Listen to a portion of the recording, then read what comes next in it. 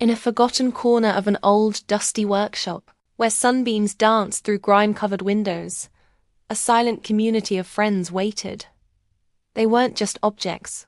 They were keepers of secrets, guardians of laughter, and silent witnesses to the fleeting magic of childhood. They were the forgotten toys. At the heart of this quiet society was Barnaby, a teddy bear whose fur, once a rich chocolate brown, had faded to the color of weak tea. One of his button eyes hung by a single stubborn thread, giving him a perpetually wise and knowing wink. He had been the confidant, the pillow, the brave adventurer's sidekick. Now, he sat propped against a stack of old books, his gaze fixed on the door, waiting for a footstep that hadn't echoed in years. Beside him stood Captain Courage, a wooden soldier painted in a uniform that had seen better days. His red coat was chipped, his painted-on smile a little crooked, but his posture was as straight and proud as ever. He remembered epic battles fought against imaginary dragons in the tall grasses of the backyard, and daring rescues from the treacherous rapids of the bathtub. He missed the thrill of being held in a small, determined hand, ready to lead the charge. And then there was Lily, a rag doll with yarn hair the color of faded marigolds. Her calico dress was patched in more places than she could count, a testament to a love that was both fierce and a little clumsy. She was the guest of honor at countless tea parties, the patient student in make-believe classrooms, the baby rocked to sleep under a canopy of bedsheets. Her soft, stitched-on smile held the memory of 1,000 whispered secrets. For years, their world was the gentle rhythm of dust settling and seasons changing outside the window. They spoke to each other not in words, but in shared memories. Barnaby would remember the warmth of a hug after a scraped knee. Captain Courage would recall the triumphant cheers after a pillow-fort victory. Lily would dream of the soft hum of a lullaby. They were bound together by a single, bittersweet truth. They were loved, and then they were forgotten. The boy who had been their world had grown up. The workshop, once a place of creation and play, became a storeroom for things left behind. One crisp autumn afternoon, the silence was broken.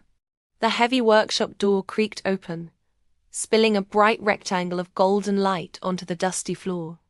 A small figure stood silhouetted against the afternoon sun. It wasn't their boy, he was too small. This was Leo, their boy's own son. A curious child with wide, wondering eyes and a spirit for adventure. Leo stepped inside, his sneakers scuffing softly on the wooden planks. The air smelled of old wood, paint, and something else. Something that felt like stories. He wasn't looking for anything in particular, just exploring the mysteries of his grandfather's house. His eyes scanned the shelves laden with jars of screws, old tools, and stacks of newspapers. Then his gaze fell upon the forgotten community on the floor. He moved closer, his curiosity piqued. He saw the soldier first, standing so straight and tall. Gently he picked up Captain Courage. The wood was smooth and cool in his hand. He turned the soldier over, admiring the faded but still proud uniform. In Leo's eyes, he wasn't a chipped and forgotten relic. He was a hero waiting for a new mission. Next, his eyes found Lily. He saw her patched dress and yarn hair. He picked her up, and she felt impossibly soft and light. He brushed a speck of dust from her cheek and straightened her lopsided bonnet. He didn't see a worn-out doll. He saw a friend who needed a cup of tea and a good story. Finally, he saw Barnaby. The bear was slumped against the books, his one good eye seeming to look right at him. Leo knelt down and carefully lifted the bear.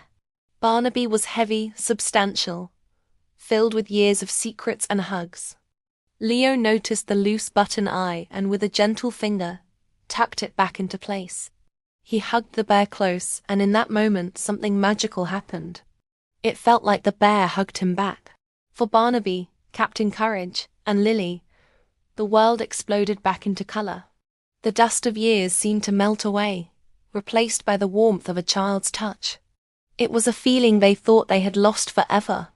The silence of the workshop was replaced by the sound of Leo's quiet humming as he gathered his new friends. Leo didn't see them as old or broken. He saw them for what they truly were. Perfect. He carried them out of the dim workshop and into the bright, sunlit house. That afternoon, the backyard wasn't just grass and trees. It became a dense jungle where Captain Courage led a daring expedition.